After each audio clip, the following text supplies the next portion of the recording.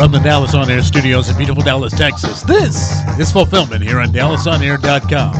And now here's your hosts, the Vegabomber PJ Dunn and the film samurai, Carlos Salinas. Hey, Merry Christmas, everybody. Merry Christmas. It's that time of year again. It's that time to give gifts. You've given us some gifts by just watching the show. We appreciate each and every one of you, and we'll let you know specifically when we do our shout outs at the end. But at the beginning of the show, we normally start off with our box office, but today I think what we're going to do is we're going to give each other some gifts, and you're going to get to watch that. And if there's some gifts in here that you think we should have given to you instead, well, let us know in the comment section, and maybe we can address that or something like that. But with me today, the film samurai, and of course, the man behind the booth, Kazak, is here today. And, well, gentlemen, Christmas time. Let's do this. Let's do it. Sure. Yeah, let's do this. Now, notice the film samurai knows how to rap things. He rapped this Joker. So if y'all don't think he can rap, he can rap. He's got bars. World's worst rapper. I thank you, sir. This would be yours, sir. Oh, yes. Ad Astra. Okay. All right. I do not rap. Yeah. Okay. I do not rap, so let me go ahead and bring those over here. Please do. All right. And then I'm going to break these open, and you guys are going to get to see. This is live Christmas right here. Yes, sir. Oh, wow. my Check God. that out. Look at that. Ooh, Close Encounters of the Third Kind, the ultimate visual history. Oh, you know he still reads. I love Forward it. by I love it. Spielberg. Look at this. Oh, no. Oh. And at the same time, sir. Ooh, yes. Yeah. Looky. Oh, yeah. Yes. I love these kind of books. Yes. Oh, my goodness. Yeah. Check it out. Behind the scenes. Ooh, movie poster for Black Panther. He knows me. He knows me well. I've had that. I've had it hanging around for a minute. And I figured someone was going to take possession of that. Double-sided and everything. I appreciate it. I even got some Snickeritos and Tweaks. That's my These voice. comes for And you. then the samurai. Love my poster. Yeah. Here it comes. Oh, look at it. Check I hope it you don't have that out. one. I don't, actually. It's the complete collection. Black Panther. That's a good storyline. This is the man without the fear, right? This is when he took over for Daredevil. Hold that Hell's Kitchen? one up one more time for me. Yeah. All right. Yeah. Oh, there it is, folks. Franco Yes. Villa is one of my favorite artists. He does some of the artwork in that. Yes, we have done Francisco. well. So we scored well. I hope you guys have the same type of reaction with those who care and love you as well. And so with that, let me tell you a little bit about the premise of the show for today. So we are going to get into our normal segments, tell you what we've seen, what we would pick out of the new movies that have just shown up. And for our favorite segment, or the segment that people will probably tune in for even more so, we're going to tell you, as big fans of film, if there were 3 movies we had to put in your stockings for Christmas, based off what we know about movies and what you probably like for films, we are going to reveal our 3 separate lists of the films we think any film fan should probably have in their collection. What do you think about that, Carlos? Is that like right? I like it. Yes, sir. So let's dive in, and we're going to get this show going. So right off the bat, let's talk about the box office economics. We need to find out, what are people spending money on this week, or at least of the past week, because this week we're filming, so you'll find this out retroactively. So we will start. There's my wiki. Number 5 that people are spending money on is Black Christmas. It's at $4.2 million. Number 4 is Richard Jewell at $4.7 million. This one's interesting to me. My family was there in Atlanta during the Olympic Games, and so that's what that film centers around. Number 3, you'll know this one. It's Knives Out, Carlos. This one is doing $9.1 million this week, so it didn't drop horribly. Yeah, it's been out how many weeks now? Yeah. 4 weeks? About 4 Something weeks. like I that. think that's about right. Not bad. And it's edged out by the one film that we're all going to try to go see as soon as we can, Frozen 2, which is at $19.1 million. But the number 1 movie that everybody is spending their ducats on, their hard-earned dollars, their simoleons, That would be Jumanji at $59.3 million. That's what people are spending their money on. Jumanji. Thoughts on Now this that's, top now five? that's last weekend because we know what happened this weekend. That's true. Any surprises here? What do you guys think about this top five? Yeah. I'm a little surprised that Frozen 2 got edged out that fast. Yeah. I won't lie. That's a bit of a shocker to me. I mean that Jumanji was a big, powerful film. You know, don't get me wrong. A lot of folks like The Rock, a lot of folks like Kevin Hart, and a lot of folks like Jack Black. But the fact that it edged out Frozen 2 in its second or third week, around Christmas. Are you kidding me? Yeah. That's a power move. And when you first saw Jumanji, did you think it had this kind of staying power after the first one? No. The first one was really good. I saw that, I don't know when it came out, last year. Was it last year about this time, or was it been 2 years? A year and a half ago. But I did see it around Christmas time. And yeah, I wasn't expecting it to be very good, or, I was just needing something to go see, and I went to see it, and I was pleasantly surprised. It was really good. And but we'll talk about this one. Yeah. Not so much. Not so much.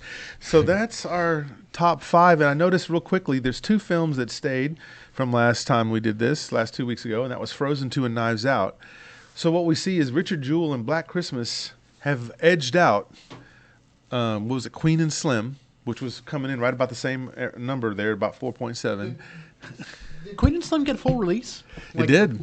It did, but I don't think it lasted very long. I think it jumped pretty quickly, Were they just trying to get this out for nominations? Maybe they were hoping that it would get some recognition, I think so. But I think so. really, so.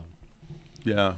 Based off of Daniel Kaluuya Just being in didn't it. connect with a wide audience. Yeah. Just not in the mood for that during No. the holidays. No, it didn't work, and it bumped. And here's the other surprise. Well, what else is not here also is Beautiful Day in the Neighborhood got totally bumped out of the way off this list completely with Black Christmas. Right? Wow. How much do you know about Black Christmas? I know KZ? about the original. I have no desire to see the sorority retake. You don't want to do female Ghostbusters of Black Christmas? No, I didn't want it the second time. I sure as hell don't want it the third time. I don't care what Blumhouse is doing. No. I will get into the first one in a little bit on our just seen it. That you could bet on. So let's do that. Let's go ahead and jump into our next segment, the picks of the week. So if you're here watching for the first time, there's that wiki. I love it. If you're here for the first time, this is where we take a look at the films that just got released this week, and then we kind of look at the synopsis and all the particulars to it, and then tell you which one we would go see if it was us spending our ducats on it. So, opening this week, I'll go ahead and list them first, and then I'll get a consensus from the guys here and see what they think. So, number one, do we have to be surprised by this at all? It's Star Wars, Rise of Skywalker? I guess it's Rise of Skywalker. Yeah, Rise of Skywalker. This is an adventure fantasy action. It's PG-13. Clocks in at 2 hours and 21 minutes. The director is still J.J. Abrams from, the last time it was Rian Johnson, but this time it's J.J. Abrams coming back to make his sequel to Force Awakens. Because no one wanted Ryan. Right? Rian Johnson. Also coming out this week, we're going to have to deliberate between is, I know this is hard for you, but Cats is now here. That's right. Instead of it being Catwoman, they decided plural cats. There we go. So this is considered an animated comedy adventure. PG. It's 1 hour and 50 minutes, and the director is Tom Hooper, who you might remember from Les Mis. Les Miserables. Yeah. And it stars Taylor Swift, Idris Elba, Judi Dench, Rebel Wilson, and Ian McKellen. So that would be Cats. And then third, Bombshell. Right? And this one is a biography drama. It's the only rated R in this bunch.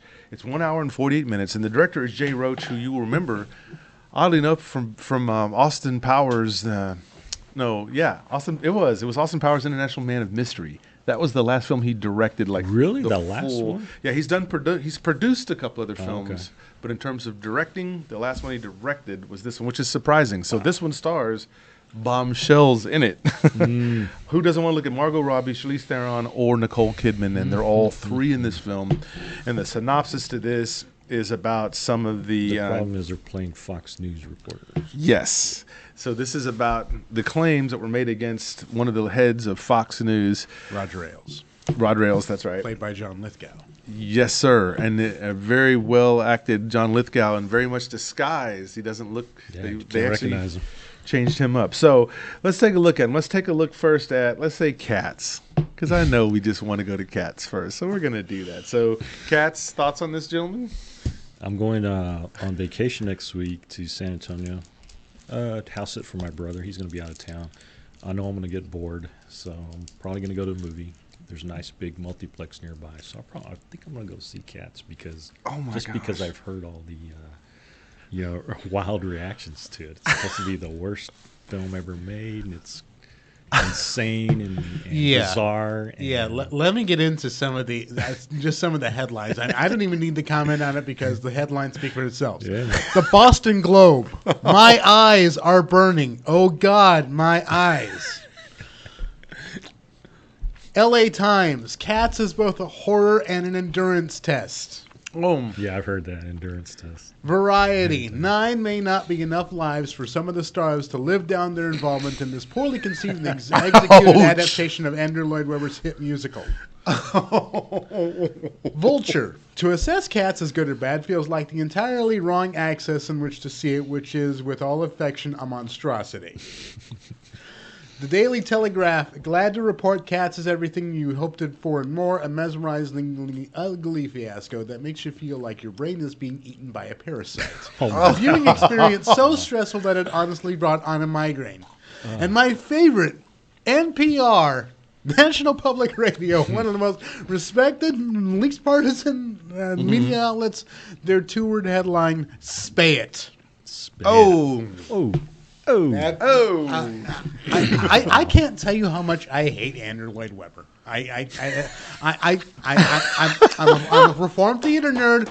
I am, and I can't stand Andrew Lloyd Webber. And the fact that they're doing this particular one, oh my God, because there's no plot.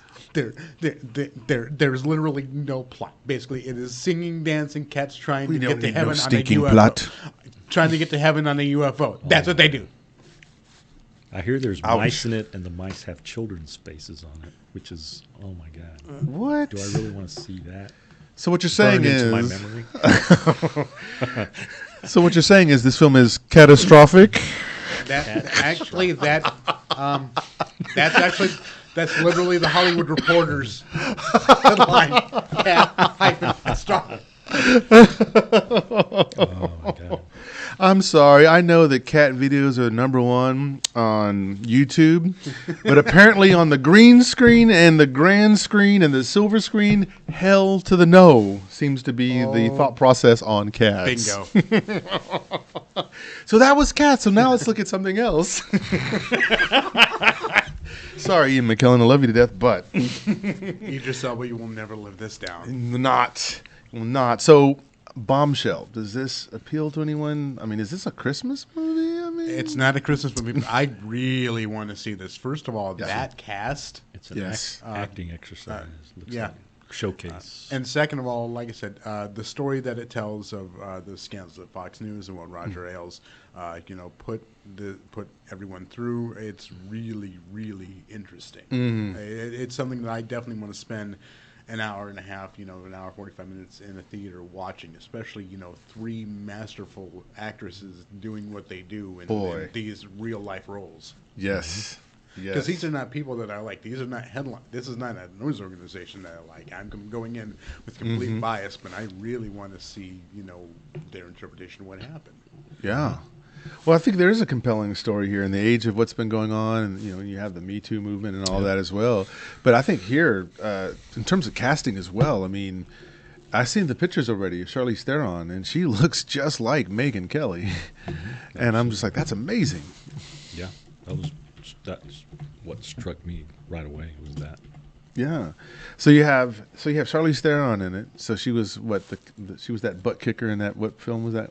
Atomic Blonde. So you have the Atomic Blonde, you have the Eyes Wide Shut, Nicole Kidman, and you've also got Harley Quinn in a movie. Oh, Fox is dead. Y'all are dead. if you got those three coming after you, the Atomic Blonde, Harley Quinn, and the Eyes Wide Shut girl, nah, you're done. Yeah. You're done. Oh, was she also the queen in Aquaman?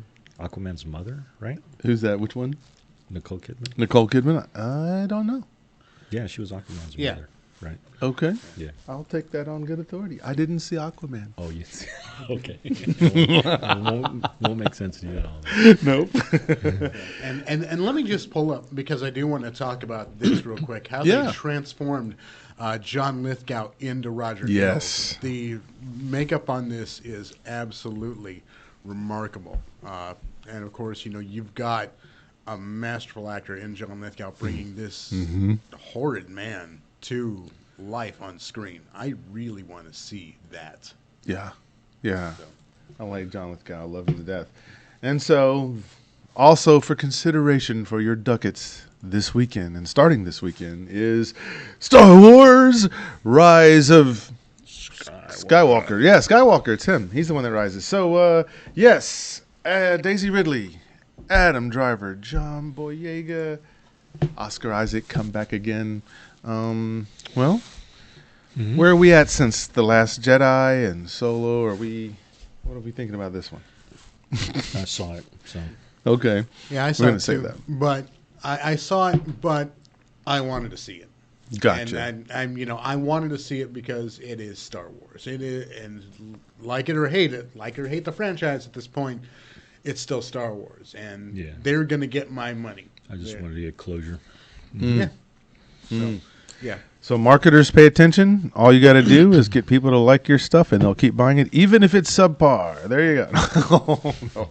We are going to talk about that, though. And to that point, it is interesting because, if you follow any type of long written literature, you will find there's always new people who come in and find it, and they join in from that perspective.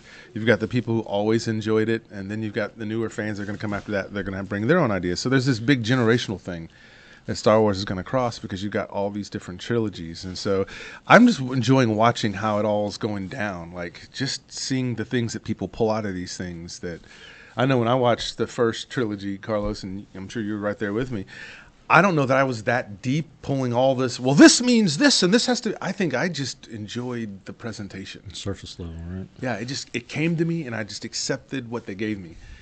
And unfortunately, I think going forward, it's hard because now you have all this lore you got to go back and check, and people do like to go back and dox things and check things. And if it's not right here or right there, unfortunately, it's not canon. If it's not canon, or if the suits say, no, we got to have this sell more toys, so you have to add some scenes in here that you wouldn't have had.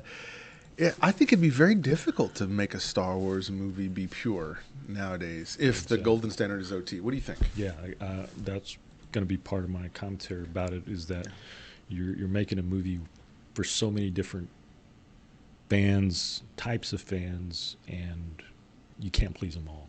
There's no way. Just no way to please them. Right, but also think about the fact that we accepted it on the surface level because we were, 7, 8, 9, 10. Mm-hmm. We're watching it as kids for the first time, and that's all we know. 16, yeah. Now that we're watching, 30, 40 years later, we're watching this franchise come to life. With refined taste and things like that, we're going deeper. We're thinking about it on a deeper level because it hits us in a different place in our lives. And so so I think that with a franchise to have that much staying power, it's got to say something to you. Yeah, I agree. I absolutely agree. And we can talk about what that message is and all that in the next segment. So here's what we do, folks. We're going to go ahead and tell you. So out of these three movies, Carlos, which one do you most want to see? Cats. With beer. He's going to a theater that has beer. Yeah, I want to drink. Of course, man, for sure. Kazak, out of these three movies, which one do you want to go see? Well, let's see. I did already see Star Wars because they were going to get my money away, but out of the three of them, I really want to see Bombshell. Yes. Yeah. Yes, I'm in full agreement with you. I would say my pick of the week is going to be Bombshell as well because I feel like with this cast and then with this story, with as relevant as it is right now, this could be a masterpiece with three leads that are women that are happen to be attractive. Maybe this is the new Charlie's Angels. Charlie's Angels failed and fumbled bad. It's probably because they needed this. They needed Bombshell. They needed a scandal. But I'm going to say I'm interested in this because it's also a biography. So I want to find out. That being said, I've really overeaten this holiday season, and if I feel the really need to purge myself of all that, I'm going to go see Cats. Get vomit after. Hairball! That's it. Cough up That a is hairball. it.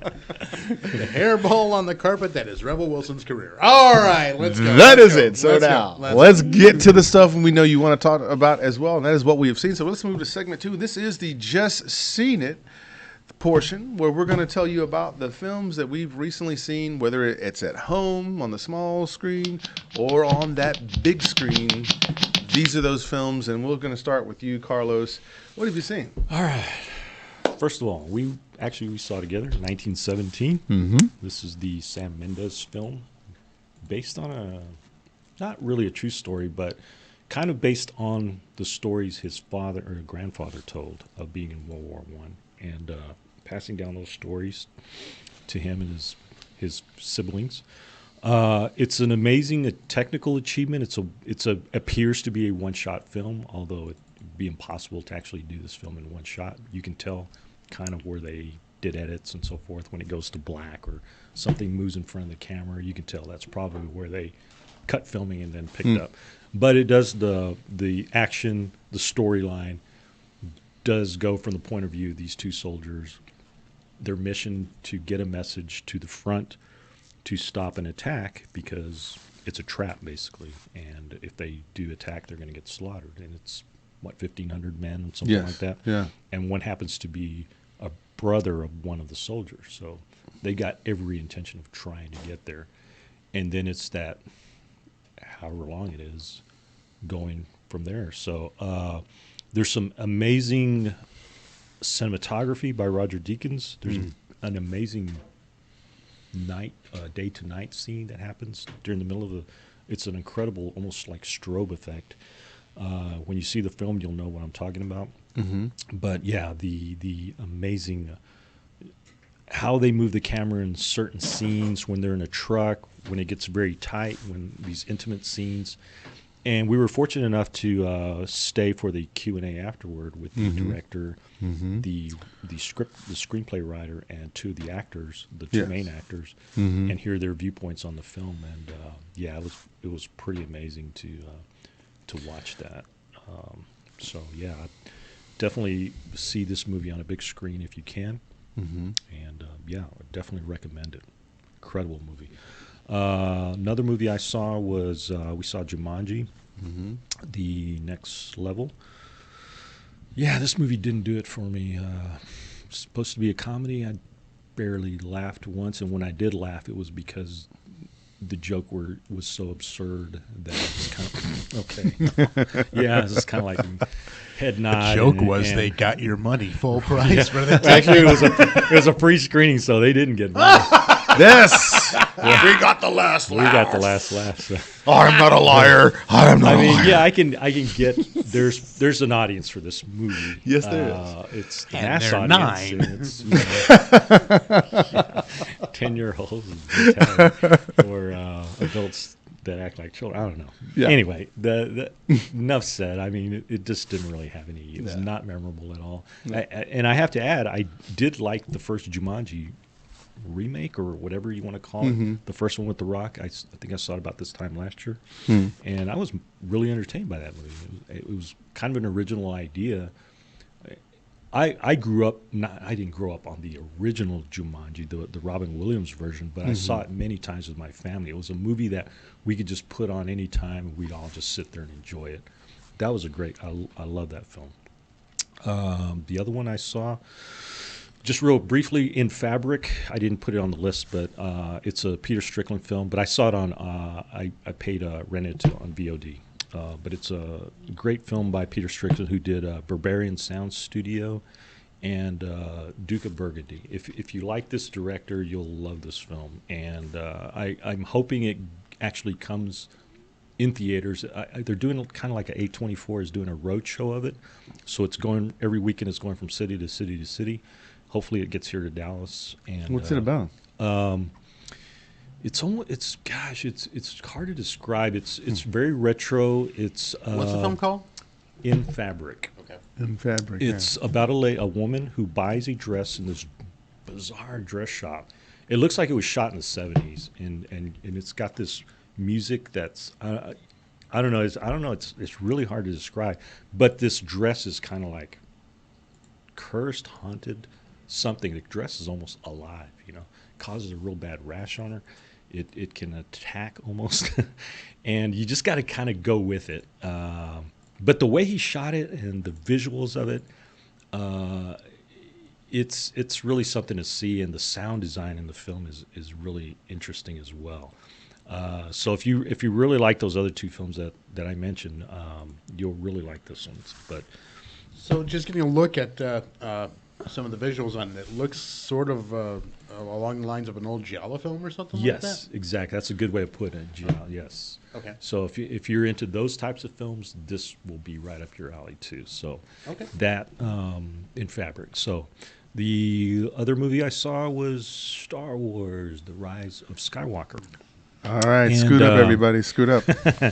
I probably by now, if you've seen me on Twitter or here, I was not a fan of The Last Jedi. I thought it was terrible.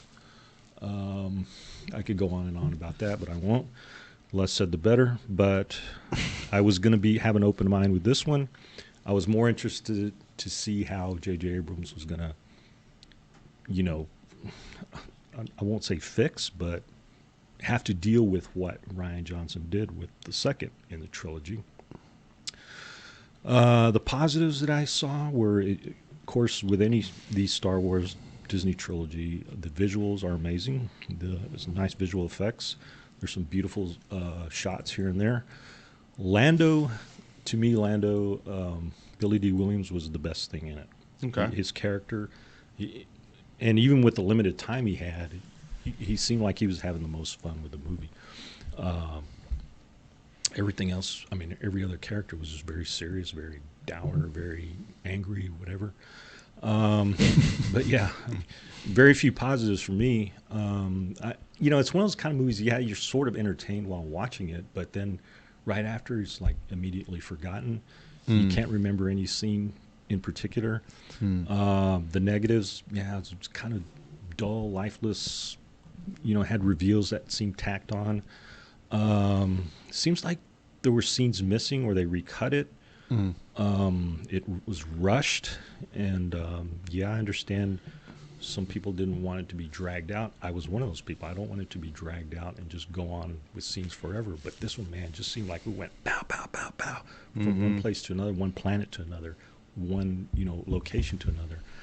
And then, of course, there was characters added, you could tell, just to sell merchandise, toys, whatever. So there was not as many cringe-inducing scenes as The Last Jedi, but there was still some that were, I just shook my head, rolled my eyes. The problem with these films is that there was no this Disney trilogy. There was no singular vision in the trilogy. They had different ideas and stories and characters, and the tone was off in each one.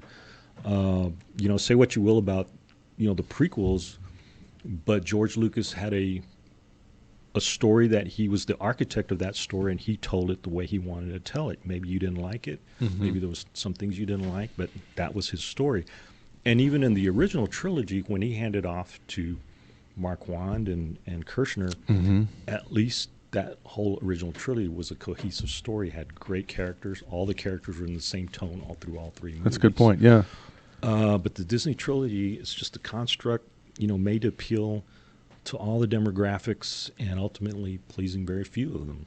And it was a massive mistake to allow a different director to come in the second film and then stick his own vision in it, and also at the same time undo the previous vision of J.J. Abrams. And if you want to do that, make a standalone film, But even then, Disney's going to come in and hamstring it, and just look at the evidence by Rogue One. Reshoots there and Solo, where they fired the original directors, had Ron Howard come in, fix it. And those films were fine, ended up being fine, no luck of their own. But yeah, it was just Mad Mel, person I interact with on Twitter, a friend of mine. She said a trilogy can be good / epic only as a whole. That's right. So this trilogy as a whole, it's not. It's Right. not epic. It's not good. Maybe if one person had done all three, it would have been a different story. But that's basically all I can say about it. I mean, like I said, I was open-minded to it. It was okay. I mean, Yeah. I didn't hate it. I do hate The Last Jedi, and I will always hate it. I'll Yeah. never watch it again. Yeah. This one, I don't know if I'd even watch this again. But yeah, I can see where there's going to be a lot of scenes in it where are going to enrage fans. Yeah. If I cared about it, this trilogy, they would probably enrage me too. But I already had checked out of this whole series, and so it didn't bother me. Yeah. But I can see where a lot of people are going to be pretty upset about it. Oh, I believe that. Studio interference is still interference, right? Zach, what about you? What have you seen, sir? Well, I too checked out last Rise of Skywalker, and no, I didn't hate this one either. There is one large gaping hole in it, and it is the absence of Carrie Fisher. This is really supposed to be her film, and there's a lot of stuff that they tacked in there to try and make that fit. There's also a lot of unnecessary exposition for those of us who know the franchise, and if you don't, go back and watch those first. You still don't need the damn exposition. I really wanted them to try and do. They did, I think, the best they could with the absence of Carrie Fisher, and there are, a couple of nice surprises in there to service the fan for that. The visuals, like I said, it's good. Go see it on the big screen as you always should, because of course the one thing that they do get right are the dog fights. Oh yeah, they absolutely get those fights right. But again, that final battle, wow. Yeah. But yeah, there's a lot to unpack in this. You could do a whole show on it. Right. There's a lot to unpack in this, and a lot to hate the way they unpacked it.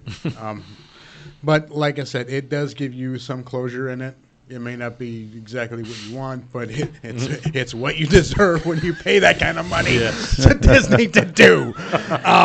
But that being said, Abrams accomplished his vision, I think, as best he could with being hamstrung as he was.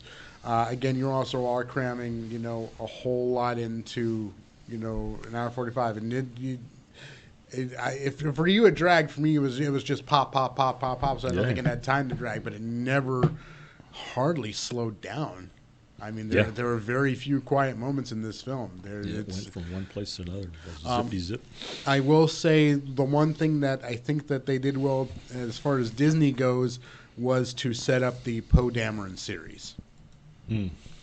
Because I've never really cared much for this character. I now want to see more of what they're going to do with him. I think they've created I think they have created one new character who I really want to see more of their story. Jenna? So, yeah, yes. I want to see more. I want to see more of this. So basically, it left me wanting more Star Wars, but I think The Mandalorian has done a better job of that, to be honest with you. So, very, very interesting. the other thing I saw this week was Knives Out. And I really, really enjoyed this film as an hour and a half of just basically wonderful whodunit. It's a great ensemble cast. It's Ryan Johnson redeeming himself. I'm not going to lie. It is Ryan Johnson doing what he does Too bad he best. didn't do that in Star Wars. Ryan Johnson doing what he does best, working with a tight ensemble in a smaller scale. On a smaller scale, Knives Out has great comedy. It's a kind of a unique turn on a whodunit, and Ryan Johnson does that well. He does unique turns on whodunit. If you want to go see what he does with that, go check out Brick again, because that's a phenomenal film. And while I think that's a better mystery, this one was a lot more fun. Wow. Last thing I checked out this week, as I pronounced the last 2 weeks ago, Joe Bob's Red Christmas on Shudder. I get 3 wonderful horror holiday classics.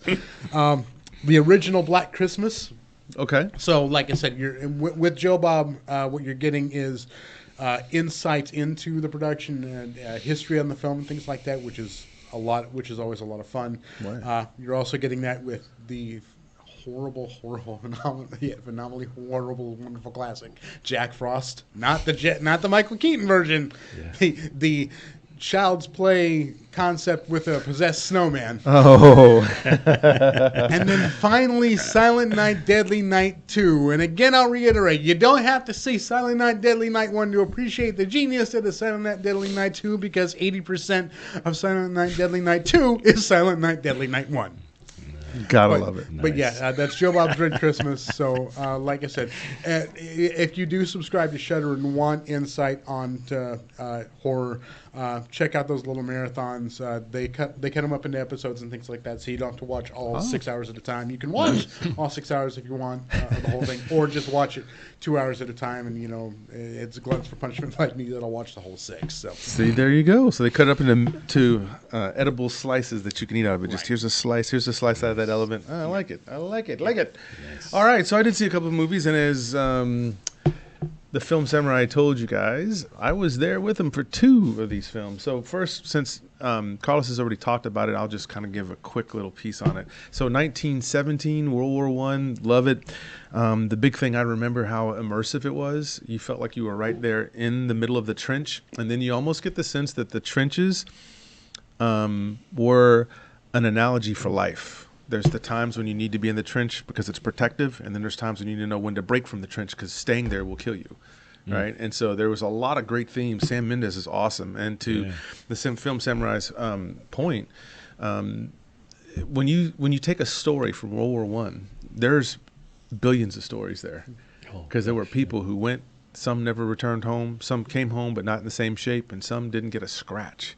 And that's just amazing. Yes. But they were trying to fight the bad guy. And so World War I, if you're thinking, oh my God, we got into World War II, now they're going to drain World War I. No, you have to see this film because I think immediately after you get the main synopsis, as soon as the general tells them, here's the message, go take it. It's nonstop. You're on the journey with them through everything, every possible imaginable thing. So I love 1917. In fact, it's going to be, a little spoiler alert, January, we're going to talk about our top movies of 2019. This one's definitely in there for sure. I did see Jumanji. All I will say about Jumanji is not for me. Meta jokes and dad jokes mixed in with meta jokes. I don't like. I just don't think little guy Kevin Hart there. I don't find him very funny after a while. I think after a while he sounds like Chris Tucker, except for a shorter version of him. So Jumanji, it's okay. Can you have fun? Sure. I also saw, and thanks for this, I did see The Irishman. I won't talk about it. It was great. 3 hours, but still great. Classic Scorsese. Yeah, that's on my list to watch this week. Yes, oh, you're going to love it. And then A Beautiful Day in the Neighborhood. Now, I wasn't going to go see this because we've already talked about this. We've seen Won't You Be My Neighbor, which is the best documentary ever on this guy, and how could you top that even with Tom Hanks? Mm-hmm. But my parents wanted to go see it. They wanted to go see something, so I compromised. Yeah, Beautiful Day. And I got to tell you, they did it right. I was walking in kind of thinking, okay, this is going to be just the mimicry at best, but with a likable guy. But I got to tell you, their idea, which is to take it off of him, Mr. Rogers, and take it and put the focus on the journalist who was told to go ahead and do a piece on him. And the journalist who's going to go do this piece is a journalist who's known for famously writing hit pieces on people, digging deep and trying to pull things out of them to try to say, here's where we caught you. Here's your bombshell moment, type thing, so right? Perfect after all. Yeah, you're not so perfect after all. So they send basically Palpatine, if you will, after Mr. Rogers. You mean they send Ryan Johnson after him? And next thing you know, you're watching Fred Rogers from another side, right? Like you're seeing how he actually handles adults, right? In the documentary, we see how he handles kids. But here he's managing this adult guy, and it's not much different than how he manages kids when he talks to them, except for it's not as simplified language, but it's a simple assent into question asking to get other people to open up in their assumptions as what they believe is the worst parts of their lives. And so the movie actually surprised me. I was going in there thinking, okay, here's when they do this, here's when they do this. But actually, I would have to say it's actually worth the watch. And it wasn't horrible. It wasn't the greatest thing in the world, but it wasn't horrible at all. You know, so I actually kind of liked it, and I liked that they did something different. They didn't just try to copy, him doing a deal, and the idea of them just saying, let's just make an episode of Mr. Rogers about this. I thought that was cool too, the way they incorporated it. And then the last thing I did see real fast, and then we'll get to our big segment here, our holiday segment, was I did see Aeronauts. I think it finally made it to Prime on Friday. Nice. And so I got to watch it. I will tell you this: I was engaged. It was fun watching Jen Erso be a rebel, so she could rebel on that hot air balloon, and then seeing Eddie Redmayne telling her why it wouldn't work in his very Stephen Hawkins type way. But no, all jokes aside, this was wonderful because I loved how they captured the space and the scope of this balloon. Yeah. Then the cinematography is perfect because they're showing you what you would see from a balloon at 30,000 feet and then higher. The record was set by the French at 23,000 feet above the earth. They went 7 miles. They ended up 35,000, somewhere like that. And then just seeing what starts to happen to them. And then now it goes straight from conquest, we did it, to, oh, the hell, how do we get down? We gotta survive. Bloody hell, how do we survive now? And so to death up here. to the moment, and here's what happens, and you saw this, Carlos. Mm-hmm. As they descend, you get more and more excited. Because you're like, oh, good, they're 22. Oh, good, they're now at 18. Oh, good. I mean, this is what you're doing all the way down till they get within 1,000 feet, and then you're going, oh shit, how are they going to slow this thing down? It's going way too fast. How are they going to slow it? Right? And so it pulls you in like a good movie, like a Spielberg movie would, if it was called Indiana Jones, right? So I loved it. I thought it was great. I want to see more movies like Aeronaut. I think it's great. So if you haven't seen it, y'all need to watch that mess. That stuff is good. Hey, before we get into this, can I go into one more thing on Star Wars? Carlos, please. How long were your previews before this movie? Not that long. And I was hoping to see the Tenet trailer, but I didn't see the Tenet trailer. I saw the Tenet trailer, but I mean, I went to the IMAX. Oh, the you IMAX, saw IMAX. I saw IMAX, and that usually has what, like maybe two, maybe 3 previews. Right. This one had all of them. Oh. I was in there for like a half hour before my movie even started. I can't even remember the trailers I saw, but it was like 3, I'm guessing. I was surprised at how few there were, because then all of a sudden Lucasfilm, popped up and said, "Oh, yeah, we had the full Tenet trailer. We had where did you see that? IMAX and Cinemark IMAX on Web Chapel. Yeah. Okay, and I mean it was everything.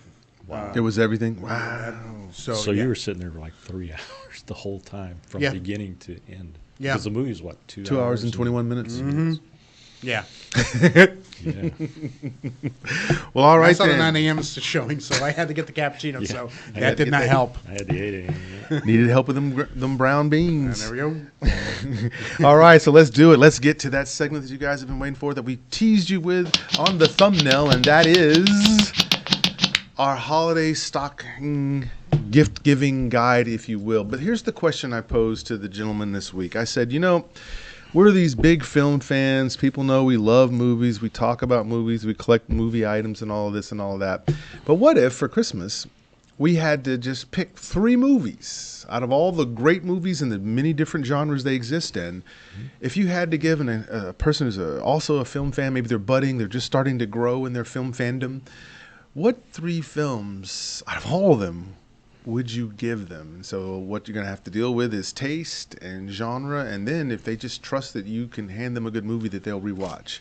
Because anyone that hands you a movie that you only watch once is probably going to just collect dust on a shelf. But we're hoping we can give the kind of movie that we'll give several times to them. So we'll start with Carlos. What is your list of the 3 movies that you would put in an eager film fan stocking? All right. Here's mine. First, I would give them David Fincher's The Game.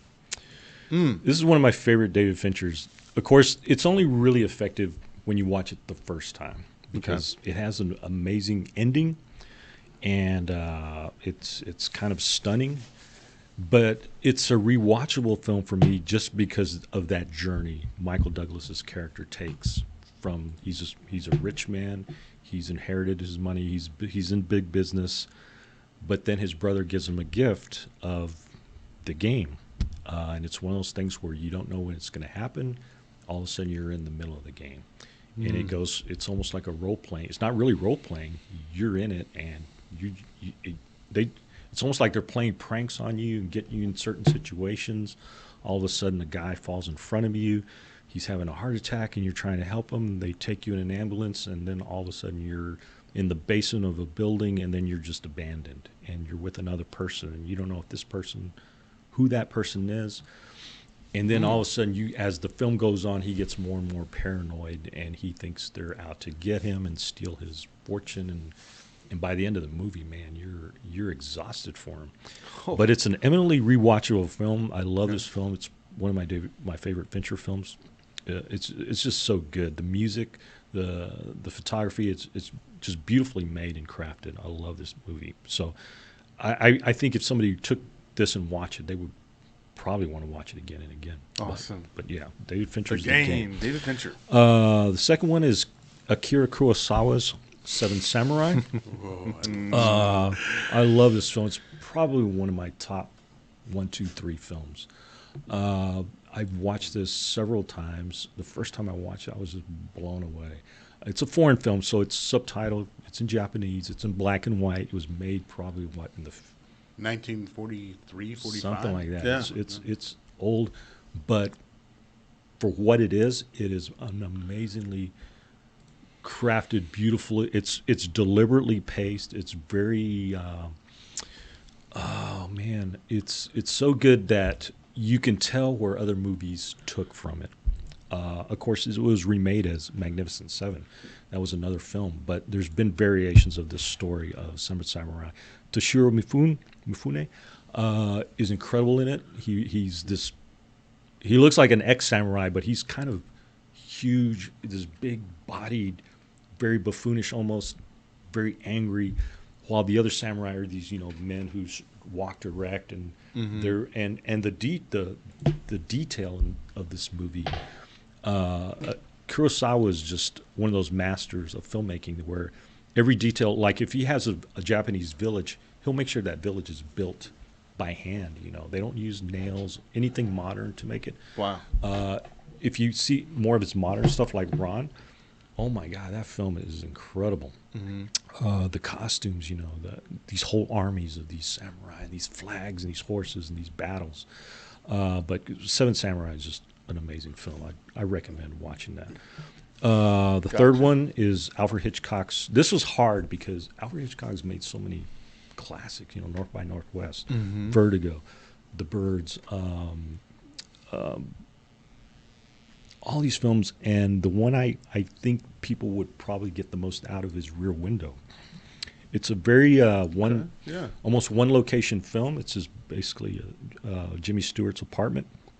He's broken his leg, so he's in a cast, so he can't move around, and he's stuck in his apartment. But across the way, there's another building, and then he's got binoculars so he can see in other windows, and then from about the middle of the movie on, it's just nonstop suspense because he suspects a neighbor has killed his wife. And Grace Kelly is in it, and her introduction in that film is probably one of the most iconic, beautiful. I mean, she appears like an angel almost. He's waking up, and there she is, and she's in this beautiful gown. Yeah, and, Hitchcock was partial to his blondes, and he was really blondes. Partial to this one. This Grace Kelly is probably as beautiful as you've ever seen her in any film. So, Rear Window is just a classic. But yeah, those three films would be great stocking stuffers. I love it, man. You chose different genres as well, so that's pretty sweet. I think anybody would enjoy that. How about you, K-Zach? All right. So for me, I have just first an honorable mention, because if I'm going to give someone a movie for Christmas, I'm going to give them my favorite Christmas movie, and that movie is Gremlins. Gremlins. Gremlins. It is still a fun movie. It still holds up. As a small little horror film. Okay. It takes place in a town one night, and I mean it's a fun, complete film from beginning to end. It has great little inside jokes.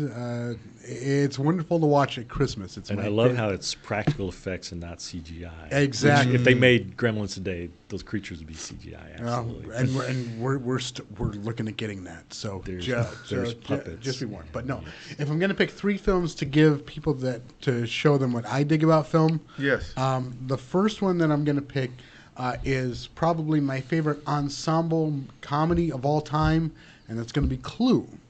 It is a small film, but it's an effective film. You have, wonderfully developed characters. The timing on it is absolutely beautiful. Madeline Kahn.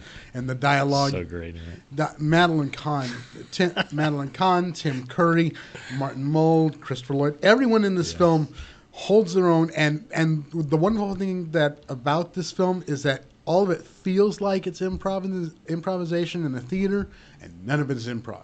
Every line is written, every timing is perfect. It's a beautifully, wonderfully crafted comedy with a dark overtone. So it's a wonderfully lighthearted dark comedy. Okay. If I'm going to pick a film where it shows what independent film and small films should be, I pick Night on Earth by Jim Jarmusch. It's 5 conversations, it's 5 different stories, and all of them are just beautiful and rich. And it's the wonderful play off of people, and it's just 5 different conversations on one night in 5 different cab rides across the world. A wonderful Tom Waits score, and you get just 5 different people. 5 different looks at life, everywhere, everything from, you get the French film, you get the New York style film, you get a whole lot of really cool stuff with this movie. Nice. And, just economically on film, not a moment is wasted. Every minute counts and every part of it is beautiful. Nice.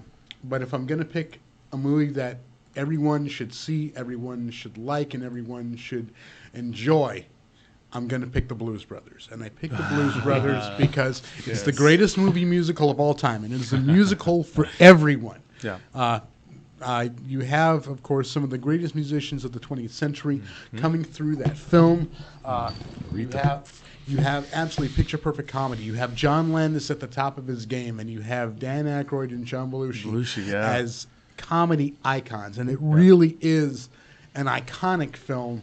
Not only with the tremendous amount of wrecks that you see in this film, because they had the record for the most trash cars, but also it's just an amazing film, and it's a positive film. It's a film about 2 guys on a mission from God, and that really, really is.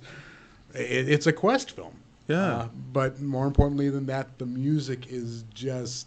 It's heartwarming. Yeah. And like I said, if I'm going to pick it was my mom's favorite film, so it's a film that I've carried with me since I was a kid, and I don't want to give that to someone else if I'm going to give that to someone. That is great. That is phenomenal. Yeah. Wow, you guys put in great work on this. Well, I've got the 3 here, and I'll go to the bottom. Fanboys. This is a movie that I would give to anyone, especially now in the climate that Star Wars fans are in now. It's funny how this movie almost kind of predicts it a little bit. But just unadulterated fun. This film is made by a guy who's obviously a big Star Wars fan. For him to get all the clues, the cues right, the language, the dialogue, everything that they said, because not all the actors necessarily were big Star Wars fans, but they learned the lingo. They knew when to use the certain lines about using dark side of the Force, and just the humor. And it's a road trip. You got these 4 geeks that are going to go across from, the Midwest all the way over to the West Coast to try to be the first ones to see, at this time, what would have been the Phantom Menace, right? Yeah. And so it's all the fun you could ever expect to have, car breaking down, having to stop in at a different particular bar and be dealt with that, and meeting all the famous people that you'd meet in the way, and just the way it parallels and mirrors I would say correctly, and the other movies are trying to do, but they do it well. But just from an outside perspective of just being a fan and what it's like to be a fan, and the relationships between these fans, right? Because 2 of them they're kind of riffing with each other at first, but just this journey that they went to go on together on something that they loved collectively ended up being something for them. And then, of course, the very end of it is classic. The last line is perfect. So I would tell anybody who's a fan of anything, you don't even have to be a fan of Star Wars necessarily, but just if you're a fan of anything and in the relationships you built around certain things, you'll get fanboys, and it'll be heartwarming for you. It's written by Ernie Klein out of Austin, Texas, the guy who was behind Ready Player One. I met him around the time that he made this film, and the dude is a really nice guy. Wow. And if you go around Austin, Texas, and you see a guy driving around in a Back to the Future DeLorean, that's Ernest Klein. Oh, wow. I love it. And I love that it turns out that Kevin Spacey actually was one of the producers on it to help them get there. And actually, he made the introduction to help them meet Lucas, because at first it was just going to be done with just their version of what they thought it would be. But then once they met Lucas saw what they were trying to do, and actually he said, okay, yeah, I actually approve of the jokes, even though they're kind of poking some of the fun at him. Yeah. And so he allowed them to use his, the ranch to shoot the scenes where they get actually there to Marin, California. Wow. So I love movies that are fun, that are like road trips where people are in confined spaces, because then they have to talk, they have to deal with each other, they can't just disappear and get on their phones. The humor works. Humor works specifically here, and even if you don't know the lines of Star Wars movies, you can tell there's something funny about it and how it was used. So I thought that was great. The second one would be, this is my surprise for people, actually. So when they first tried to redo Planet of the Apes with Mark Wahlberg, it sucked. It was horrible. It was one of the worst things ever.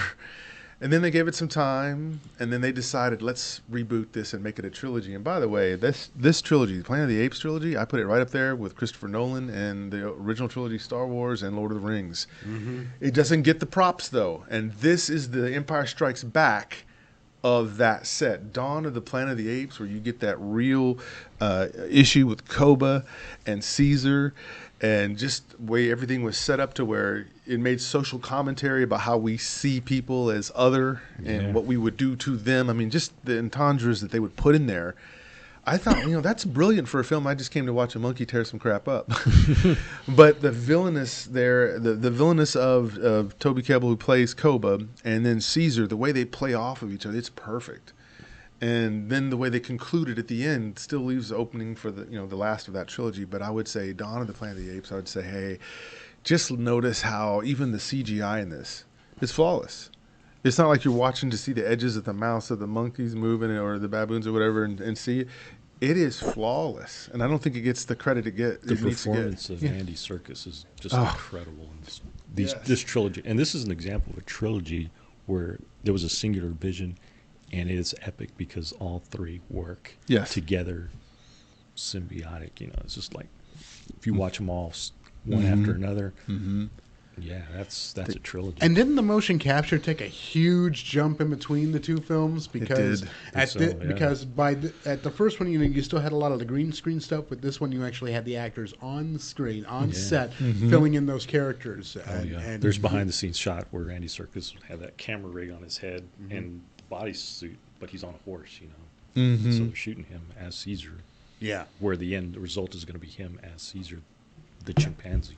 Yeah, it's the classic apes on horses with guns. Who doesn't want to see that? And then, of course, and Carlos is probably tired of hearing me talk about it all the time, but I have to put it out there again. I have to, because of Hell or High Water is the film I'm talking about, ladies and gentlemen, because I'm a big fan of the way Taylor Sheridan writes. He wrote Yellowstone, which the second season just got put out on DVD. I'm going to be picking it up soon. When you have perfectly written dialogue, when you have scenes that make sense, when you can use the location as also a character in the film, and all of it comes together, and then you get these pleasant surprises of the humor, which is the sarcasm that's in this film, but it also fits the tone. It doesn't go out of the way. It isn't trying to be meta. It fits the tone of everything. You have Hell or High Water. It's a very simplistic story. And the cast, right? Jeff Bridges. But the cast, you're right. Pine. Chris Pine, Ben Foster, Jeff Bridges, and I forgot the other gentleman's name that's the Indian guy in this. Yeah. I forget his name right off the top. But here's a movie that doesn't get all the fanfare. Don't know what's out there. Most people didn't even hear about Hell or High Water. It's just a famous saying for some people. But if you go back and you sit down, and if you want to get some true film fulfillment, if you're a lover of character and dialogue and setting and the cinematography, and then just how they pick up the clues of West Texas, and then you think of the big banks and how they were the power in this rural town where people are just poor. Because usually when you think of poor, they always show you New York, and they show you Harlem, they show you Detroit, they show you that. What about West Texas, right? And how a bank could take over a whole region and just make all these people poor because they couldn't keep up notes. What would you do? And then you have these great Texas Rangers. Jeff Bridges is a great Texas Ranger. He's funny, and him and his sidekick keep you rolling the whole time. But then you got these two brothers who you understand their situation and why they're doing what they're doing. And you get stuck in the middle going, well, I know I shouldn't root for bank robbery, but at the same time, I also understand what's driving The it. motivation, yeah. And then at the same time, you're looking at Jeff Bridges and you're going, I love him. I want him to retire. I don't want him to catch them, but he really should catch them as his last thing before he goes, because it's the biggest thing that's going on right before he quits. And if he could do that, what a hell of a send-off that would be, right? So there you go. You have a modern Western. And that final scene is just fantastic. Yes. Between Pine and Bridges. Yes. It just works so well. Yeah. Great And it movie. just shows you how well writing can be, how well a good script that makes sense, where stuff isn't just pulled in to sell toys or whatever. It's just, you get a real organic, real understanding of script, meet a great director. Director, direct great actors. Movie. Hell or high water. So I would tell almost anyone you have to have that. And if I had an honorable mention, it'd probably be Die Hard and that movie Sing Street. And we can talk about that on another day. But those are the three things I would tell you you'd have to have. And I would put in your stocking stuffer if you tell me you're a new film fan really wanting to understand the width and the breadth and the depth of film. I think that would do it for you. So with that, we got shout out time to get into before we run out on this evening. And so who are we shouting out to? Film Samurai? Family, friends, my son Matt, and my daughter Nicole, cousins out in California, Joel and Stella, and some of my Twitter pals that interact with on Twitter. I always enjoy their engaging with them, finding new films, and just talking stuff. Talking stuff. K-Zach, who you shouting out to? I am going to shout out my guys in the Rand Quarter Pit, Eddie Medina and Cole Houston, wishing them a Merry Christmas. And, of course, like I said, two guys who really dig on films. So Merry Christmas to them. And, of course, I do want to recognize Jansen and Kat, the owners of the station that you're listening to right now, DallasOnAir.com. Yes. Who are bringing you a very Spidey Christmas. Like I said, this is an opportunity for our folks. Basically, Jansen and Kat dress up like Spider-Man and Spider-Woman to go out to underprivileged neighborhoods in the DFW Metroplex and pass out toys to kids.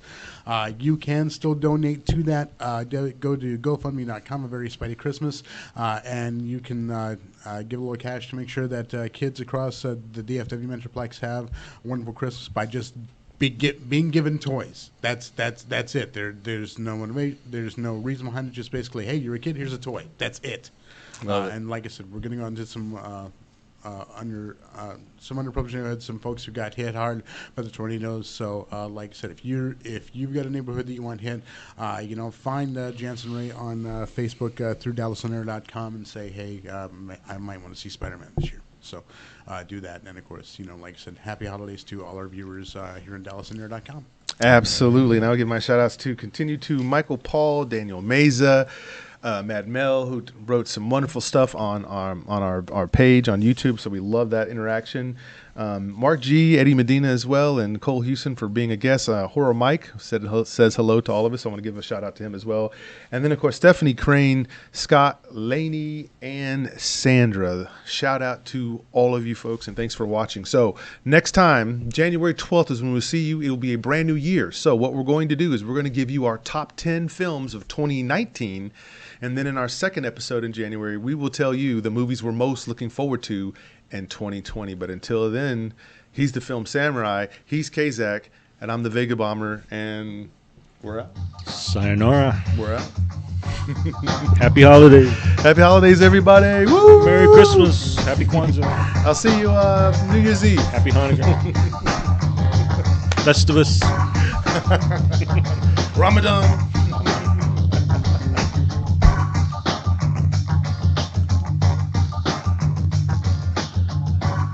This is DallasOnAir.com.